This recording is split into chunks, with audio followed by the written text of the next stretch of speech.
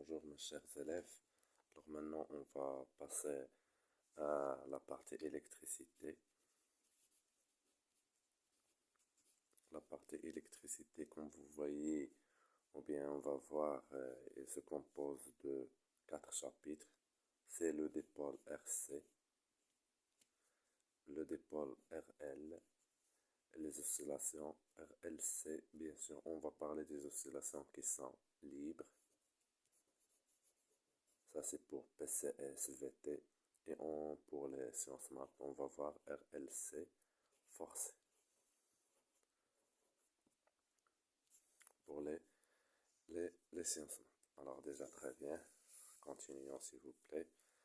Alors, bien sûr, on commence directement, ou bien, je vais vous dire que la partie électricité, dans l'examen national, le poids d'ILH en points, c'est de 4,5 points.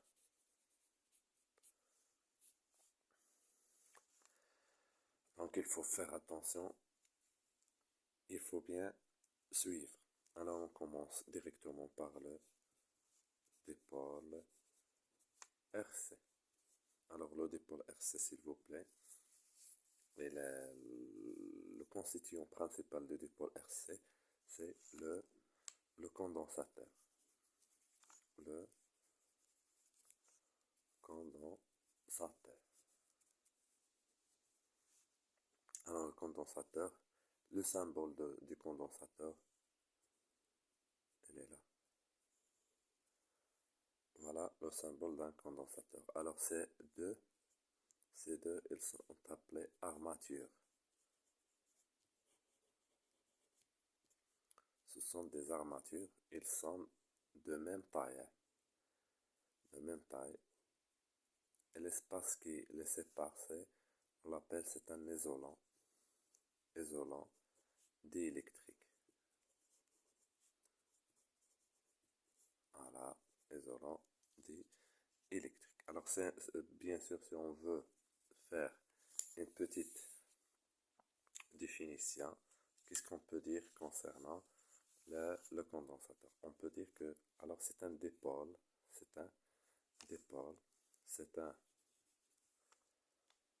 dipôle qui se compose de quoi, s'il vous plaît? C'est un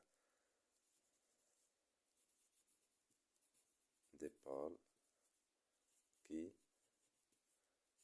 se compose de deux armatures.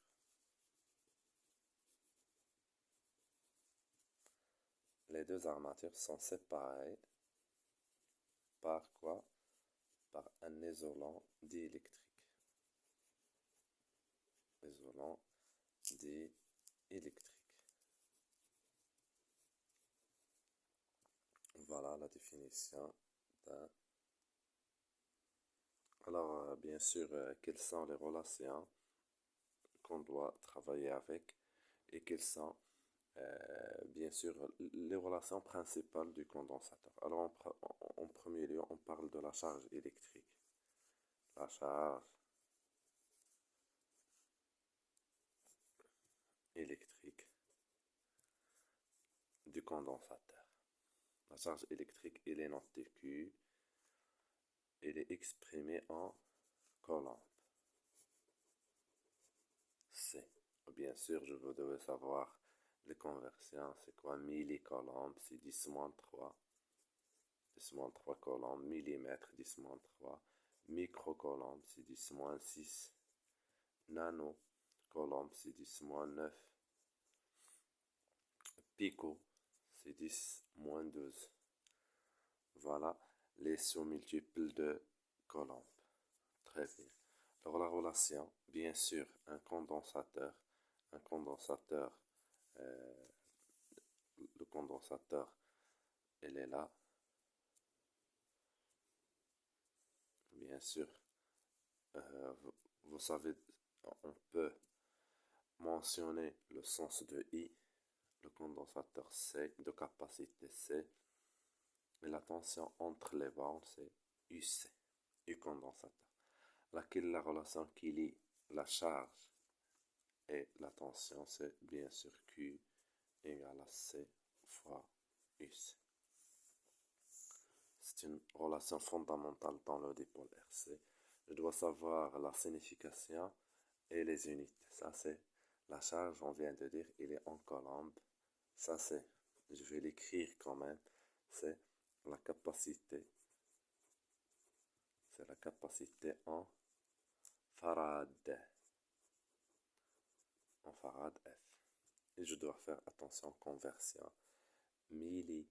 Millifarad 10-3, micro 10-6, nano 10-9, pico 10-2. Bien sûr, c'est quoi UC? C'est la tension aux bornes du condensateur. Il est exprimé bien sûr en volts V majuscule. Voilà les relations. La première relation à savoir, et je dois la prendre. Alors, si par exemple, de cette relation, on cherche C, ou bien UC, donc UC égale à quoi?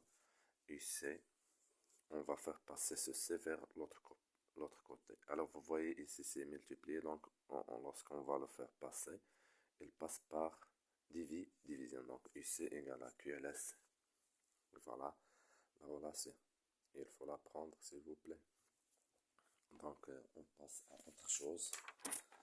Alors, bien sûr, on travaille maintenant. On va passer à autre relation. Et suivez, s'il vous plaît, suivez. On s'intéresse maintenant. Le condensateur, il est lié avec quoi? Voilà les deux schémas. On a un schéma de condensateur.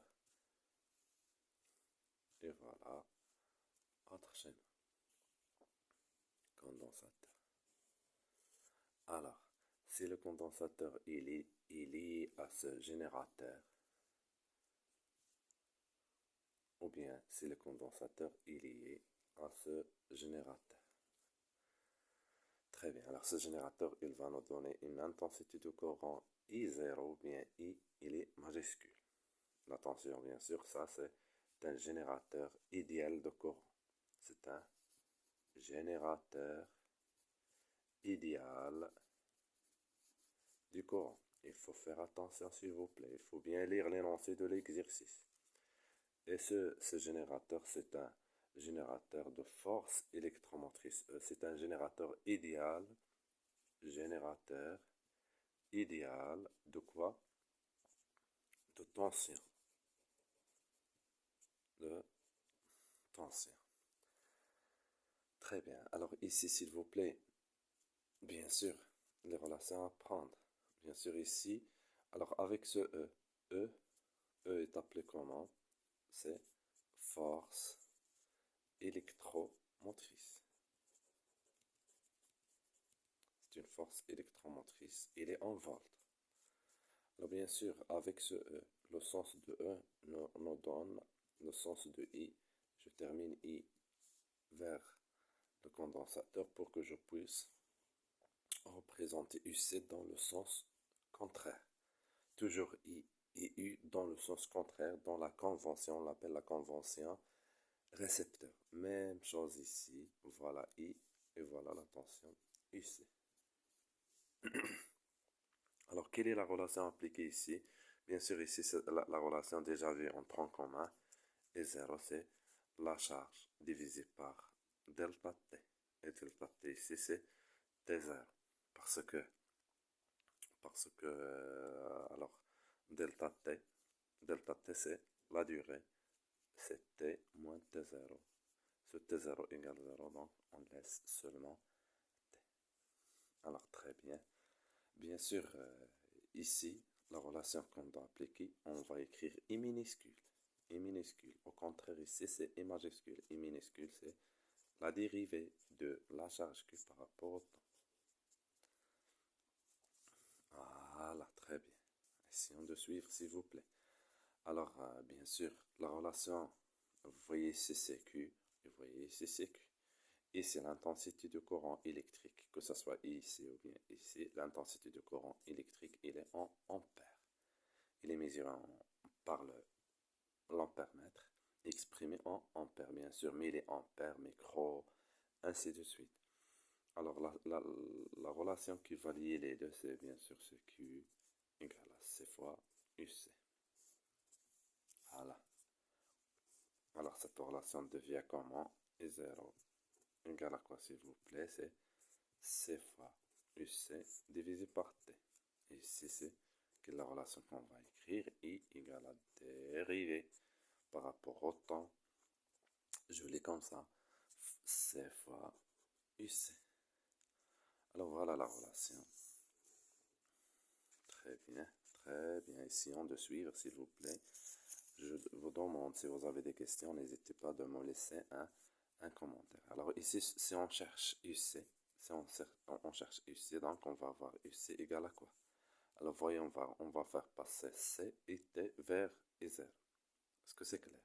Donc C et T, on va faire passer par l'inverse. Donc on va voir I0 fois l'inverse de ça. Donc fois T divisé par C. Et C, comme vous voyez, C c'est une constante. C c'est une constante, on va faire passer vers l'autre côté. Donc on va avoir I égale à quoi? C DUC à la DT. Voilà la relation finale. Donc on vient de trouver deux relations de I. Si on veut I en fonction de UC, voilà, I égale à C DUC à la DT. Ou bien si on veut I en fonction de Q, voilà, I égale à DQ à la DT.